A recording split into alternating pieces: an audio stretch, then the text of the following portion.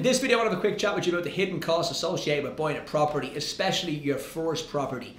A lot of people out there are going to focus on maybe saving that 10% deposit, because let's call a spade, 10% of it is a grueler to have to save, especially if you don't have the help to buy because you might be buying a second-hand property.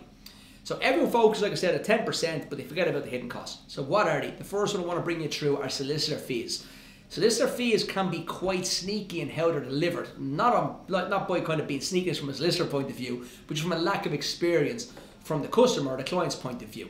The reason for this is, let's say the solicitor fees are €1,000. You ring up and you get a quotation, say it's €1,000 or €1,200.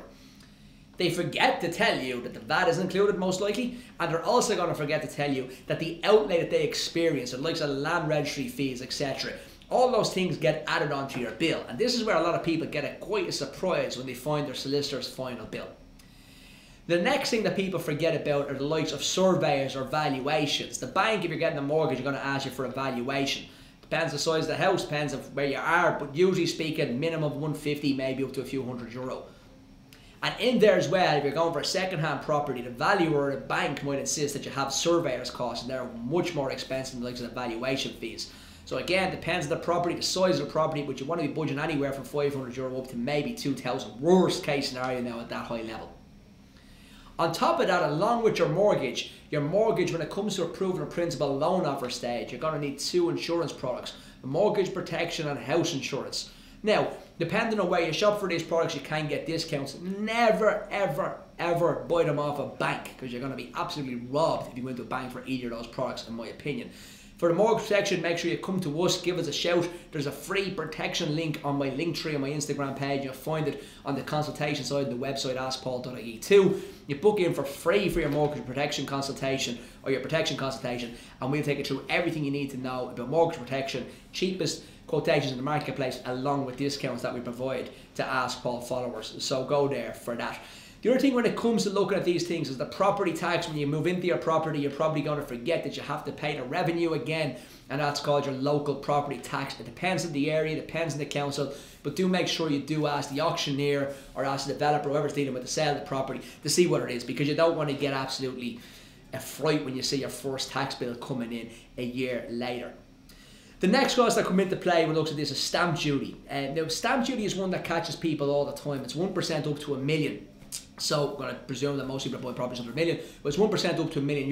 You have to have that when you're closing the property too. So just don't forget about your stamp duty. It's really, really, really important. And then after that, it's the furnishings.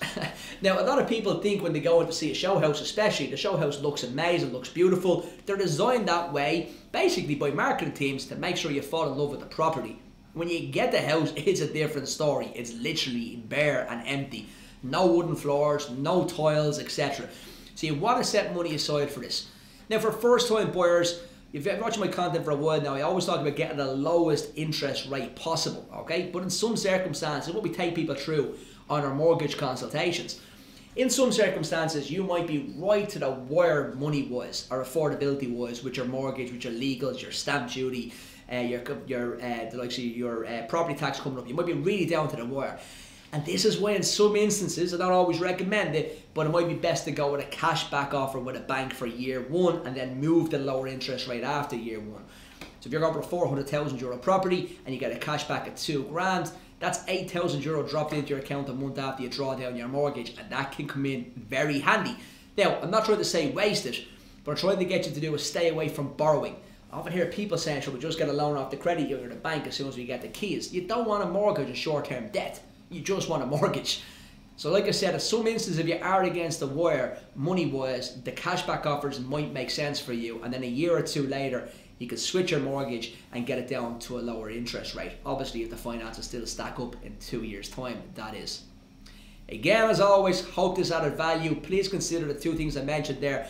Make sure if you're looking for a mortgage, to book in with a mortgage team for your mortgage consultation. And if for some silly reason you've gone elsewhere, at least give us a shout for the mortgage protection under a free consultation on the link tree or on the website. Hope this has added value. Drop someone's name in the comments box that you think needs to see this video. Cheers and have a great day.